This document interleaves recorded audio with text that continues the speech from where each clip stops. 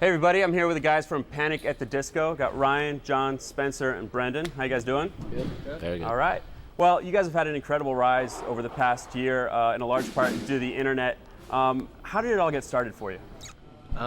We were just writing songs at home in Las Vegas, and we did some demos, and we put them on the internet. And Pete from Fall Out Boy ended up hearing the stuff and signed us soon after that. So then we were just writing last winter, and now we're just touring and stuff. And am I right in saying that you were signed before you'd ever done a live show? As this band, yeah. I mean, we'd all played in bands and stuff throughout high school, and we played little shows locally and stuff like that. But So is there any sort of resentment or animosity from fans and other bands that you didn't, you had such a meteoric rise that it was a lot quicker than most bands had to go through? Yeah, there was definitely stuff from bands back home that were jealous and didn't really approve of the way that we got signed. But to those people, I would just say, if they were put in the same situation, they would have done exactly what we did. All right. Brendan, I know your parents weren't particularly thrilled about the idea of you skipping college and going on tour with the band and doing that sort of thing. How do they feel now that you've had this success? Yeah, my parents weren't happy when I told them that I was gonna do the band and not do college or anything like that. But now I think they're, our band's biggest supporters. I think all of our parents are now, and I don't know. It was the same with Ryan too. They weren't happy at first, but then when they saw, things started to take off, they got really supportive, and they come to all the shows and buy all the merch, and it's great.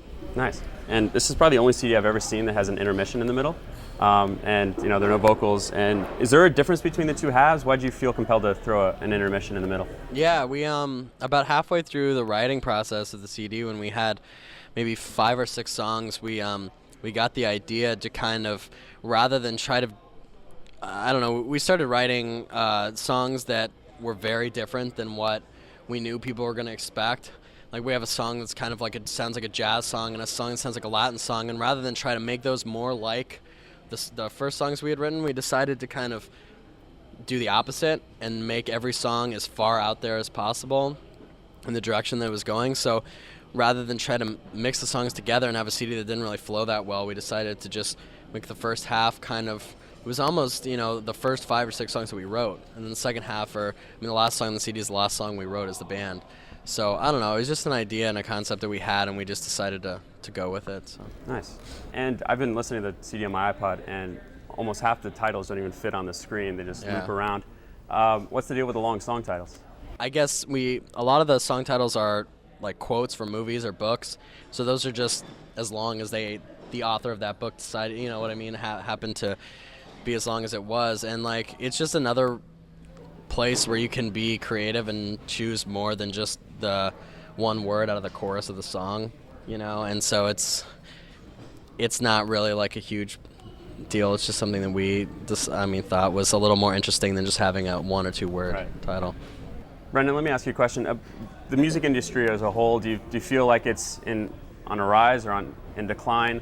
Pirating music, are you for or against that? How do you feel about the state of the music industry in general?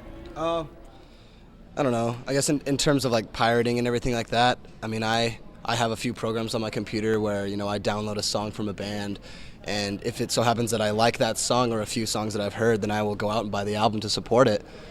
So I don't really have a problem with, Napster or LimeWire or anything like that. All right, well, guys, thanks a lot for sitting down and taking the time to talk to me and the Channel 1 viewers. Thanks a lot, guys.